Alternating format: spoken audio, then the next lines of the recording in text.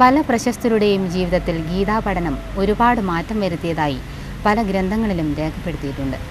മാനസികമായി ഉണ്ടാകുന്ന പല വെല്ലുവിളികളെയും ധൈര്യപൂർവ്വം മറികടക്കാൻ ഗീതാ പഠനം സഹായകമായതായി പുന്നാട് ഗീതാഗ്രാമവാസികൾ തന്നെ സാക്ഷ്യപ്പെടുത്തുന്നു. അന്യമതസ്ഥർ പോലും ഗീതയെക്കുറിച്ചറിയാൻ താല്പര്യം പ്രകടിപ്പിച്ചെത്തുന്നുണ്ടത്രേ. എൻ്റെ മുഖത്ത് എപ്പോഴാണോ വിദ്വേഷവും നിരാശയും തുറിച്ചു നോക്കുന്നത്, അപ്പോൾ താൻ ഭഗവത്ഗീതയിലെ വരികൾക്കിടയിലൂടെ സഞ്ചരിക്കുകയും അപ്പോൾ എന്തെന്നില്ലാത്ത ഒരു ഊർജം വന്നു ചേരുകയും ചെയ്യും. ഗീതയെക്കുറിച്ച് നമ്മുടെ രാഷ്ട്രപിതാവ് മഹാത്മാഗാന്ധിയുടെ വാക്കുകളാണിത്. ഭൂദാന പ്രസ്ഥാനത്തിൻ്റെ നേതാവായ ആചാര്യ വിനോബ ഭാവെ ഗീതയുടെ മാഹാത്മ്യത്തെക്കുറിച്ച് പറയുന്നതിങ്ങനെ: ഗീതയുമായുള്ള എൻ്റെ ബന്ധം തർക്കാതീതമാണ്. മാതാവിൻ്റെ മുലപ്പാല് എൻ്റെ ശരീരത്തെ എത്രമാത്രം പുഷ്ടിപ്പെടുത്തിയോ അതിലധികം ഗീതാദുഗ്ധം എൻ്റെ ഹൃദയത്തെയും ബുദ്ധിയെയും പോഷിപ്പിച്ചിട്ടുണ്ട്. ഗീത എൻ്റെ പ്രാണതത്വമാണെന്നും കരുതുക. ഞാൻ ഗീതയെ സംബന്ധിച്ച് വല്ലവരോടും സംസാരിക്കുമ്പോൾ ഗീതാസമുദ്രത്തിൻ്റെ ഉപരിഭാഗത്ത് നീന്തിക്കൊണ്ടിരിക്കുകയാണ്. ഇവർ മാത്രമല്ല, ലോകപ്രശസ്ത ശാസ്ത്രജ്ഞൻ ആൽബർട്ട് ഐൻസ്റ്റീൻ, മുൻ രാഷ്ട്രപതി APJ അബ്ദുൽ കലാം തുടങ്ങി മറ്റു പലരും തങ്ങളുടെ നേട്ടങ്ങൾക്ക് ഭഗവത്ഗീത പഠനം സഹായകമായെന്ന് സാക്ഷ്യപ്പെടുത്തുന്നു. ഈ മഹാന്മാർക്കുണ്ടായ അനുഭവങ്ങൾ തങ്ങളുടെ ജീവിതത്തിലും ഗീതയിലൂടെ മാറ്റങ്ങൾ ഉണ്ടാക്കിയെന്നും ഗീതാഗ്രാമത്തിലെ ജനങ്ങളും സാക്ഷ്യപ്പെടുത്തുന്നു.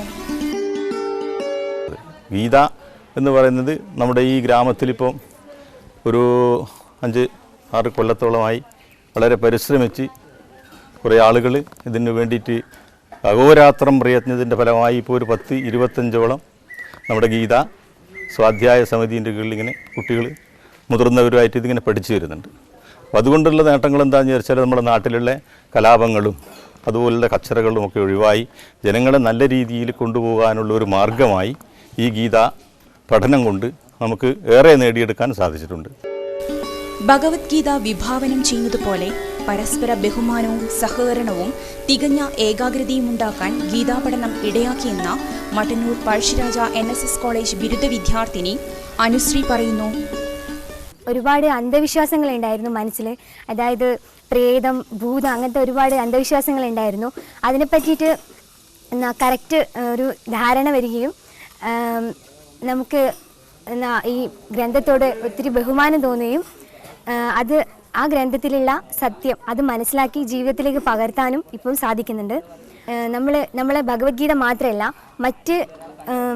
മറ്റ് വിശ്വാസങ്ങൾ, അതായത് മറ്റ് ഗ്രന്ഥങ്ങളെ എങ്ങനെ ബഹുമാനിക്കണമെന്നും ഗീത നമുക്ക് പഠിപ്പിച്ചു തരുന്നുണ്ട്.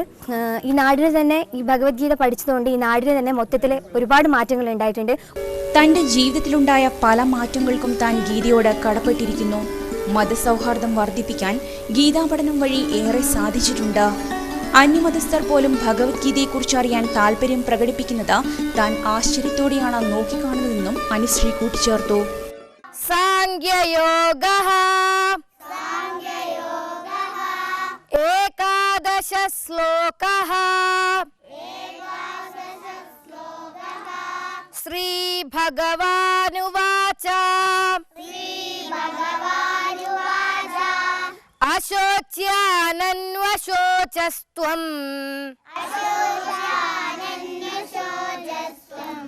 പ്രജ്ഞാവാദംശ്ച ഭാഷസേ.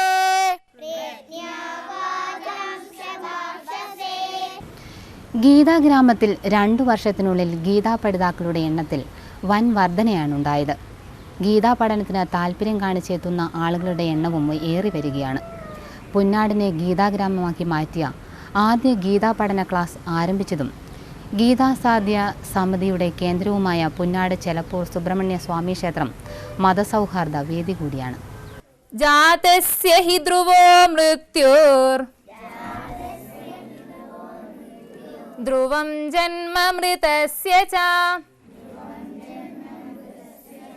തസ്മാത് അപരിഹാര്യേർത്ഥേ.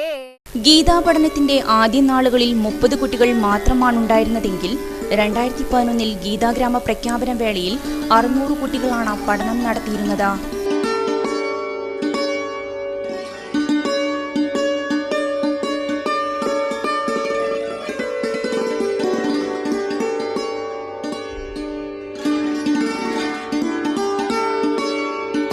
എന്നാൽ ഇന്ന് 1200ഓളം കുട്ടികളാണ് ഗീതാ ക്ലാസുകളിലെത്തുന്നത്. കുട്ടികളെ കൂടാതെ ക്ലാസുകളിലെത്തുന്ന മുതിർന്നവരുടെ എണ്ണത്തിലും ഗണ്യമായ വർധനമുണ്ടായിരിക്കുന്നു.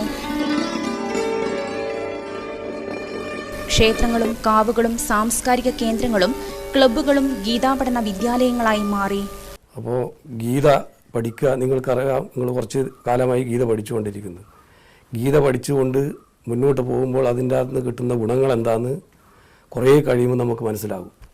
നമ്മളെ ഈശ്വരനെ പറ്റി, നമ്മളെ ഈ പ്രപഞ്ചം മുഴുവൻ നിറഞ്ഞിരിക്കുന്ന ആ ഈശ്വര ചൈതന്യത്തെപ്പറ്റി, നമ്മുടെ ഉള്ളിലും പുറത്തും നിറഞ്ഞിരിക്കുന്ന ആ ചൈതന്യത്തെപ്പറ്റി ഭഗവാൻ അർജുനനോട് സംസാരിച്ച് പറഞ്ഞു കൊടുക്കുന്ന ഒരു ഉപദേശമാണ് ഗീത. ഗീതയിൽ ഭഗവാൻ പറയുന്നത്, ഈ അവനവൻ്റെ ഉള്ള അജ്ഞാനത്തെ നീക്കി ജ്ഞാനത്തിൽ കൂടി മുന്നോട്ട് പോകാനും, തൻ്റെ മനോമാലിന്യത്തെ നീക്കി ജ്ഞാനത്തിൽ കൂടി മുന്നോട്ട് പോകുന്ന സമയത്ത് നമുക്ക് നമ്മളെ മുന്നിൽ വരുന്നതായിരിക്കുന്ന സർവ്വ വിഷമങ്ങളെയും തരണം ചെയ്യാൻ സാധിക്കുമെന്ന് പറഞ്ഞു കൊടുക്കുക. ഉപനിഷത്തിൻ്റെ സാരമായിരിക്കുന്ന ഗീതയിലാണ് നമ്മുടെ ജീവിതത്തിൻ്റെ സമസ്തമായിരിക്കുന്ന സർവ്വ പ്രശ്നങ്ങളുടെ പരിഹാരം കിടക്കുന്നത്. അത് ചെറുപ്പത്തിൽ തന്നെ കുട്ടികൾ സ്വായത്തമാക്കി മുന്നോട്ട് പോകുമ്പോൾ നമ്മൾക്ക് അതിൻ്റേതായിരിക്കുന്ന ഗുണം ഭാവിയിൽ നമുക്ക് മനസ്സിലാക്കാൻ സാധിക്കും. 9ാം ക്ലാസ്സുകാരൻ മുതൽ 80 വയസ്സുള്ള മുത്തച്ഛൻ വരെ ഗീതാധ്യാപകനായി.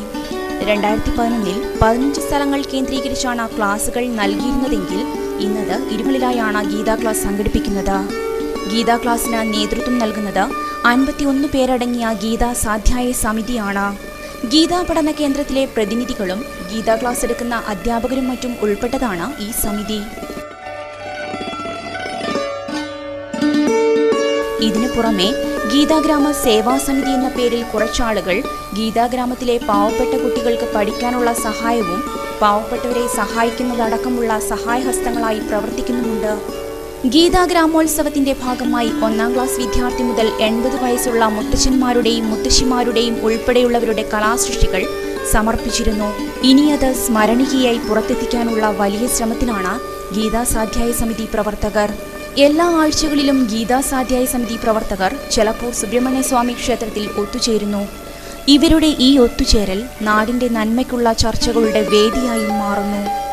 ഹിന്ദുക്കൾ എന്ന പൊതുപേരിൽ അറിയപ്പെടുന്ന വിവിധ ജാതിക്കാർക്കും ഗിരിജനങ്ങൾക്കും വിവിധ ഇന്ത്യൻ മതവിഭാഗങ്ങൾക്കും ഒരുപോലെ സ്വീകരിക്കാവുന്ന ഒരു ഗ്രന്ഥമെന്ന സ്ഥാനം ഭഗവത്ഗീത കരസ്ഥമാക്കിയിരിക്കുകയാണെന്ന് 1996 ഇന്ത്യൻ യുക്തിവാദി സംഘം പ്രസിഡന്റായിരുന്ന ജോസഫ് ഇടമറുകിന്റെ ഭഗവത്ഗീത ഒരു വിമർശന പഠനം എന്ന ഗ്രന്ഥത്തിൽ പറയുന്നു.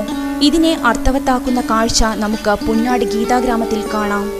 ഗീതാഗ്രാമത്തിന്റെ മർമ്മമെന്ന് വിശേഷിപ്പിക്കാവുന്ന ചെലപ്പൂർ സുബ്രഹ്മണ്യസ്വാമി ക്ഷേത്രത്തിൽ ഹിന്ദുമത ആചാരങ്ങളും അനുഷ്ഠാനങ്ങളും അനുവർത്തിച്ചുകൊണ്ടെത്തുന്നവർക്ക് ക്ഷേത്രത്തിൽ പ്രവേശിക്കാമെന്ന ക്ഷേത്രം കമ്മിറ്റി മുൻ സെക്രട്ടറിയും ഗീതാ സ്വാധ്യായ സമിതി അംഗവും കൂടിയായ പി രവീന്ദ്രൻ പറയുന്നു.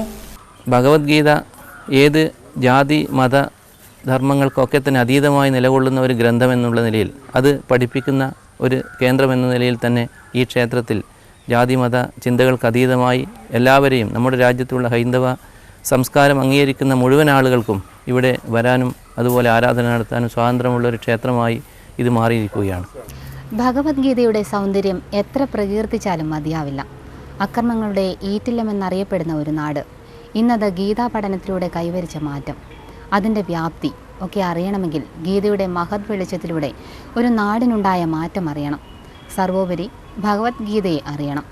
ഈ വിഷുപുലരി അതിനുള്ള തുടക്കം സമ്മാനിക്കട്ടെ എന്ന് ആശംസിക്കുന്നു. എല്ലാ പ്രേക്ഷകർക്കും ഒരിക്കൽ കൂടി വിഷുദിനാശംസകൾ.